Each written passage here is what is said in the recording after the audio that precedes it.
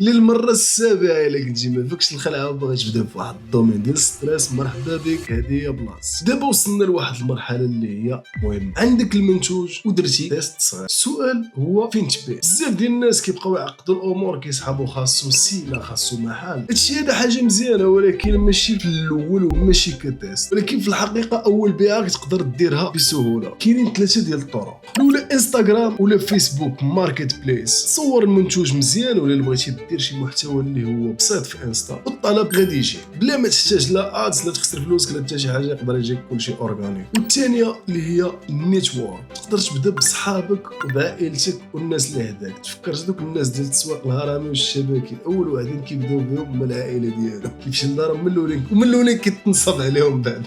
ديما جرب في العائله ديالك تشوف الفيدباك ديالهم، اخص الناس اللي كتثق فيهم يقدروا يشريو من عندك. فيها باش تعيط ليه تقول له راه درت واحد البرودوي باغي نبيعو، هو اشتري من عندي، عاوني تعاون معايا واشتري من عندي. وهذا شي حاجه عاديه كيديروها الناس. اغلبيه الناس اللي نجحوا في هذا المجال ما كيحشموش من هذه القضيه، وغالبا اول كليان كيكون من العائله ديالك ولا صحابك ولا الناس اللي كتعرف. والثالثه الغوفوندور، تقدر تبيع تجار صغار، تبيع لهم كميه قليله وبثمن مزيان واخا ما تربحش. المهم هو انك تحس بداك لو بليزير ديال بعتي ودخلتي الفلوس، فهمتي؟ بحال هذاك اللي كيبيع درهم بدرهم. واللي خاصك تخلي في بالك هو اول بيعه ماشي خاصها تكون بيرفكت، خاصها غير تكون، حيت من بعد كلشي كيتبدل. دابا شفنا البارت 7، البارت 8 غادي نشوفوا كيفاش تكبر هادشي هذا من اول بيعه. فولوينا باش تكمل معنا من الزيرو لاول بيعه. وهذا ما كان، واخا بلاتي في الصراحه كملنا معاكم اول بيعه، لا ولكن بلاتي حنا بغيناك تكبر شويه، وهذا ما كان.